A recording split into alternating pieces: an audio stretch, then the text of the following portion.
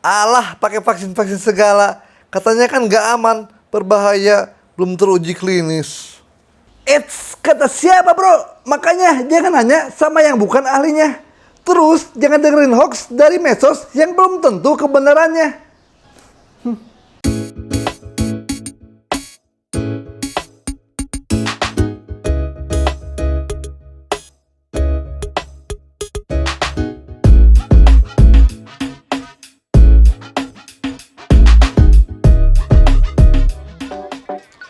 Halo kawan, jumpa lagi dengan saya Dr. Prima Setiva. Khusus pada video kali ini saya akan menjelaskan tentang vaksin corona yang telah beredar di Indonesia, terutama buat kalian yang tidak mau divaksin.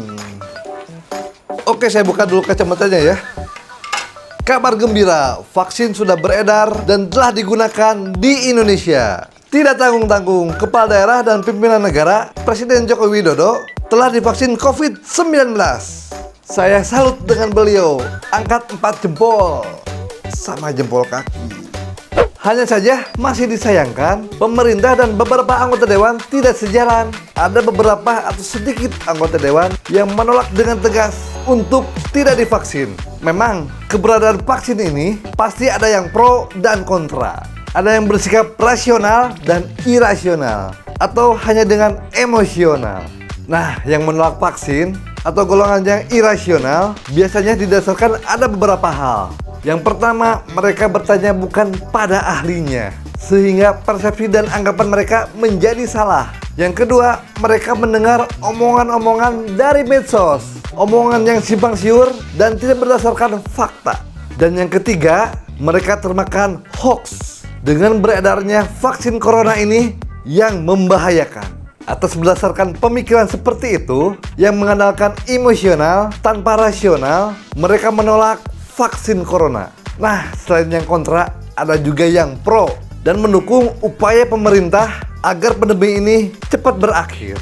Tentu saja golongan ini mereka berpikir secara rasional dan pakai logika. Tentu bertanya dan bersumber kepada ahlinya. Dan berdasarkan BPOM menyatakan bahwa vaksin ini aman dan bisa digunakan secara luas berdasarkan keluarnya fatwa Emergency Use Authorization pada tanggal 11 Januari kemarin. Bahkan dari MUI sendiri menyatakan bahwa vaksin ini halal. Jadi buat kalian jangan ragu memakainya. Oke? Oh, okay.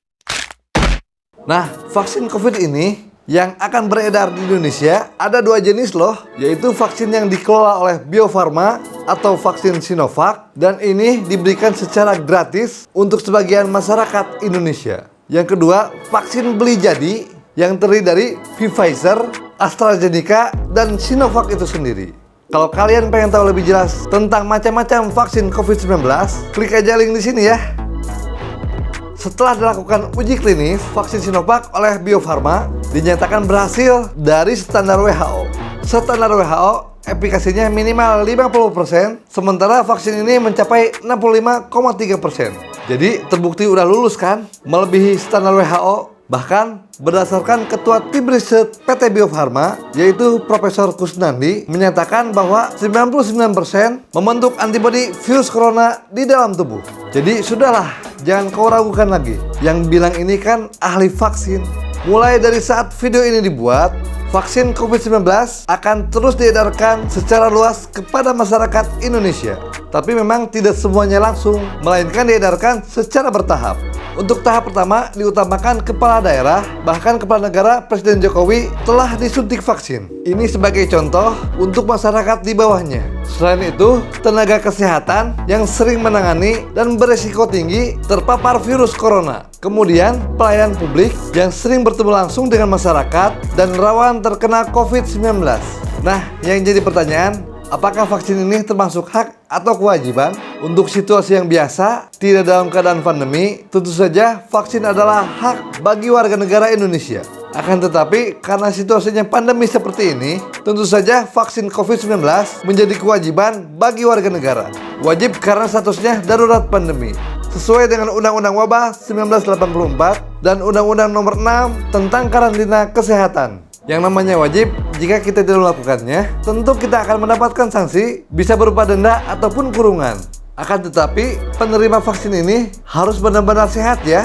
yaitu orang yang tidak terkena COVID-19 atau sedang demam tinggi, ibu hamil atau menyusui, atau punya penyakit penyerta lainnya. Penyakit penyerta yang tidak boleh yaitu yang pertama penyakit autoimun, yang kedua penyakit gagal ginjal kronis, yang ketiga hipertensi atau darah tinggi, yang keempat diabetes mellitus, yang kelima gagal jantung, yang keenam kanker, yang ketujuh kelainan hematologi darah, dan yang terakhir penyakit sistemik lainnya.